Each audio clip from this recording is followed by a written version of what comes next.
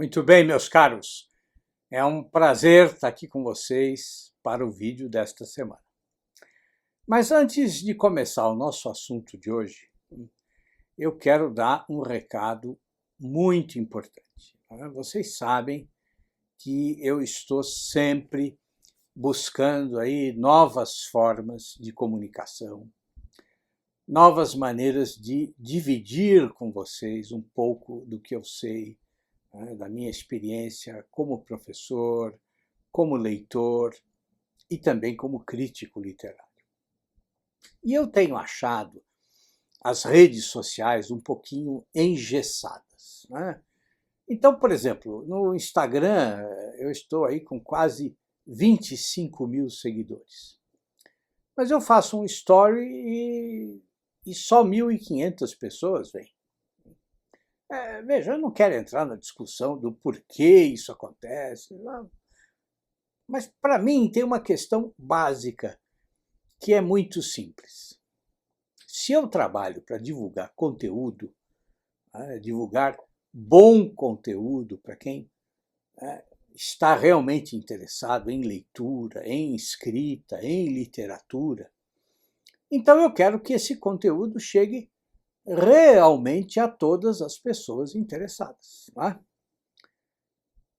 Claro, eu não vou sair das redes sociais, né? Não se trata disso. Também não vou deixar de publicar os meus vídeos aqui no YouTube, né? De jeito nenhum. Mas eu acho que encontrei uma solução ótima para ter um contato direto com vocês, não só uma vez por semana, mas todos os dias. Tá? Um jeito de transmitir conteúdo exclusivo para quem estiver de fato interessado. E essa solução é um canal no Telegram. Tá? Ah, professor, mas eu só uso o WhatsApp. Bom, eu sei que todo mundo usa o WhatsApp. Tá? Eu também uso.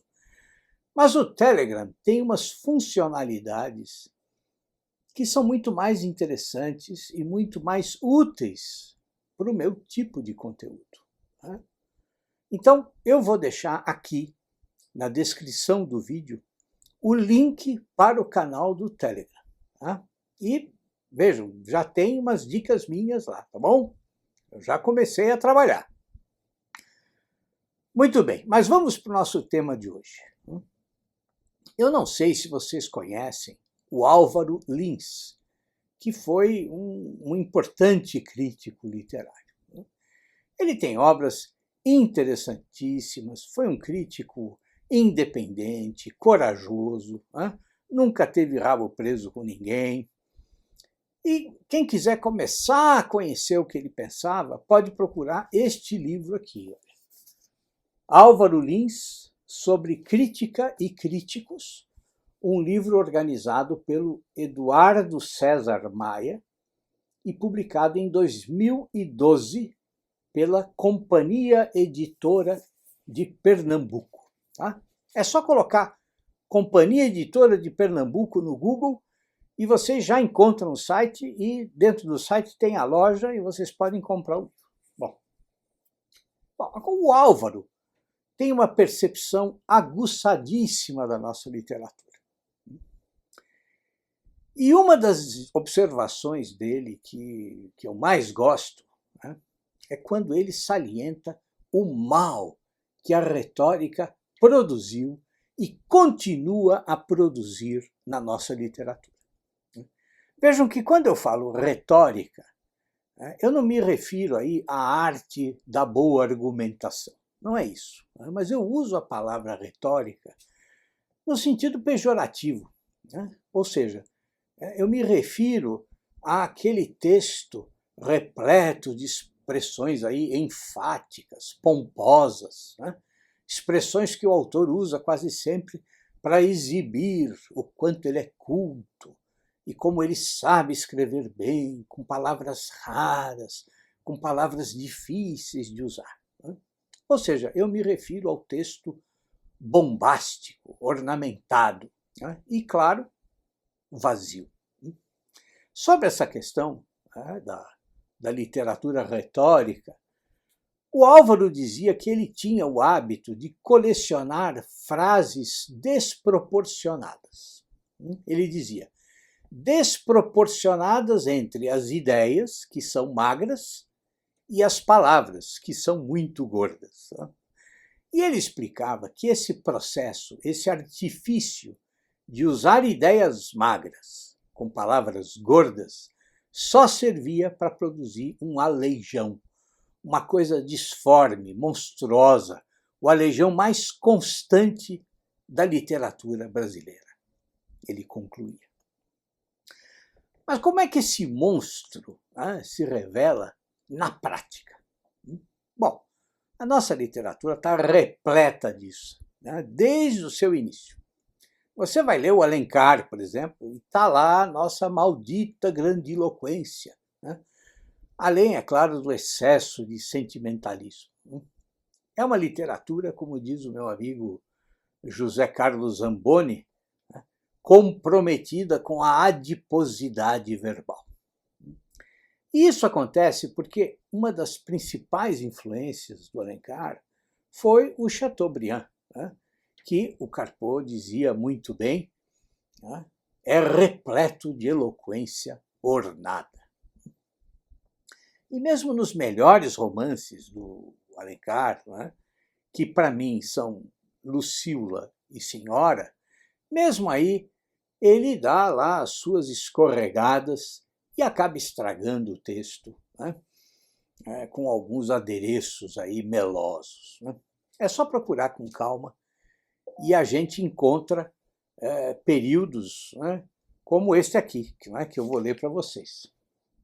O meu pensamento, impregnado de desejos lascivos, se depurava de repente, como o ar se depura com as brisas do mar que lavam as exalações da terra. Bom, o trecho é tão ruim que chega a ser pleonástico. Quer dizer, se as brisas do mar depuram o ar, bom, então é evidente que elas também lavam as exalações da terra. Isso é retórica. Você enche a frase com palavras gordas e ideias vazias. O que poderia ser escrito de forma simples ganha um contorcionismo verbal que, na verdade, nada acrescenta à ideia que você quer transmitir.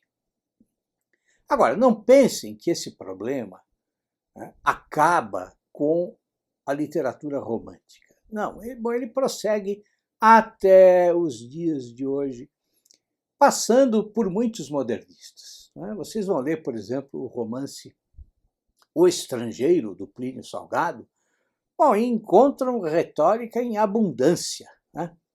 É como se o autor pensasse assim, bom, como é que eu posso tornar difícil, tornar complicado o que é simples? Então, por exemplo, tem um trecho lá no romance em que o narrador quer dizer que a personagem se prostituía. Mas o que ele diz? Ele diz assim, que ela oficiava o rito noturno do amor cigano. Isso é uma loucura, quer dizer, é tão horrível, é tão absurdo que se torna cômico. E o texto, claro, acaba produzindo um efeito exatamente contrário àquele que o autor pretendia, desejava criar. E não pensem que esse tipo de problema não existe nos dias de hoje. Existe sim. E eu não me canso de mostrar isso. Tudo sempre pode ficar pior do que é, meus caros. E quando vieram as vanguardas, quando todo mundo começou a achar que o legal é escrever aí de maneira confusa, bom, é claro que isso, no Brasil, se somou à retórica. E eu poderia dar dezenas de exemplos de como retórica e obscuridade estão unidas na literatura contemporânea. Mas vou dar um exemplo que eu considero insuperável. Não sei se vocês já leram o romance Catatal, do Paulo Leminski. Bom, é o exemplo perfeito de como verborragia e confusão proposital podem criar uma obra absolutamente desnecessária. Exemplo perfeito de literatura gorda, de palavras, e vazia de ideias. Mas que, é claro, alguns críticos endeusam, como se fosse o suprassumo da literatura nacional. Bom, mas como é que você se livra desse vício terrível que domina a nossa literatura? Bom, um ótimo começo é ler autores que não seguiram esse tipo de estilo. E tem dois autores que são essenciais, o Machado de Assis e o Graciliano Ramos. Então esse é um bom começo, aprender com os melhores. Bom, mas você também pode, quando for produzir o seu texto, você pode se policiar, você pode tomar cuidado, pode se concentrar no que você quer dizer e dizer exatamente o que você quer dizer sem tentar enfeitar o seu texto de maneira exagerada. Um bom exemplo que eu sempre dou para os meus alunos é um exemplo do Anton Chekhov, que vocês conhecem, um escritor russo genial que todo mundo precisa ler. O Chekhov diz que quando você vai fazer a revisão do seu texto, você precisa ter coragem e fazer cortes. Cortar o que ele chama de atributos dos substantivos e dos verbos. E por que você precisa fazer isso? Porque, em primeiro lugar, um texto retórico é quase sempre horrível e vazio. E também porque, como diz muito bem o Chekhov, encher o texto de atributos faz com que o leitor se perca, faz com que o leitor não consiga fixar a atenção no que é essencial. E, claro, faz com que o leitor também se canse. E o Chekhov dá um bom exemplo. Ele diz que é compreensível quando você escreve: o homem sentou-se na grama. Mas que é pouco inteligível e pesado para o cérebro se você escreve que um homem alto, de peito cavado, porte discreto, barbicha ruiva, usando uma cartola, se sentou na grama verde, já pisoteada pelos transeuntes, e sentou sem fazer ruído, olhando tímida e temerosamente à sua volta. Na opinião do Chekhov, essa sequência de informações, muitas delas desnecessárias, demora para entrar no cérebro. E a literatura, ele diz, precisa entrar de imediato, num átimo. Vejam, é claro que a ênfase, a maneira empolada de escrever, ela pode ser usada com equilíbrio. Quer dizer, a retórica pode contribuir na criação de um bom texto. E o exemplo mais claro disso, eu acho que está nos Sertões, do Euclides da Cunha, em que há exemplos de boa retórica, mas há também trechos de evidente mau gosto. Bom, mas eu vou deixar vocês com um exemplo positivo de um escritor que fez muito sucesso aqui no Brasil na década de 1920, o Antônio Torres, um escritor hoje infelizmente esquecido. Se vocês seguirem o link que está aqui na descrição do vídeo, vocês vão encontrar uma crônica dele no meu site. E vão conhecer um escritor de ironia afiadíssima, de estilo claro, enxuto. Um texto que comprova o que o Guimarães Rosa dizia do Antônio Torres. O Rosa dizia que o Torres tem pena e estilo sem ferrugem. É isso, meus caros. Até o nosso próximo vídeo e tudo de bom para vocês.